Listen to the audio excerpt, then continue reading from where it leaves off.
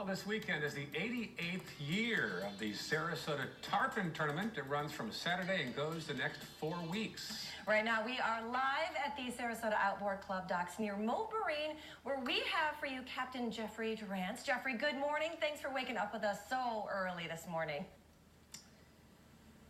Good morning. That's part of tarpon fishing. We usually start about this time of day. Oh, that's true. This is your time of day. Now, you've been fishing nearly 40 years, I understand. What does this tournament mean to you, Captain?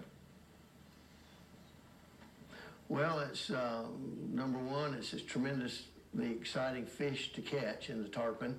And number two, the tournament really promotes the fishery that we have here in Sarasota, as well as the camaraderie with all of the folks that have been involved and all the good friends I've made over the years through fishing for tarpon. I like that. Well, I have been tarpon fishing one time, and I know from my experience that it is a fishing experience like no other, especially when they're coming out of the water. Do you find that tarpon fishing is a little bit different, or do you find that people that you have on your charters kind of fall in love with it the first time they experience it?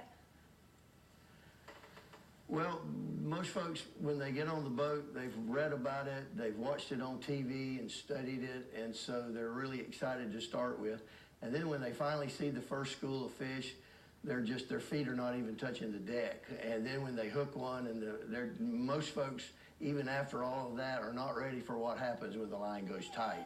As you know, it's real thrill. It is. It is a fishing like no other. So in the decades that you've been involved in this tournament, what has changed, if anything, over the years in it? Well, number one, the regulations on tarpon. Back in the day, you'd bring them in and kill them and hang them up on the dock. And the Sarasota Tarpon Tournament was, in 1984-85, was one of the very first tournaments in the country of any kind to go all release.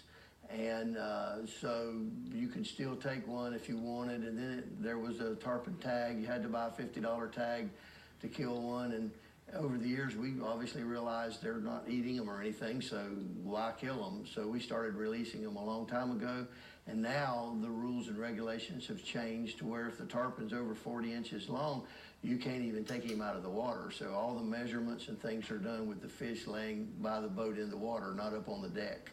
So that's probably the biggest change. Yeah. All right, very good. Hey, Captain Jeffrey, thank you so much for waking up with us this morning.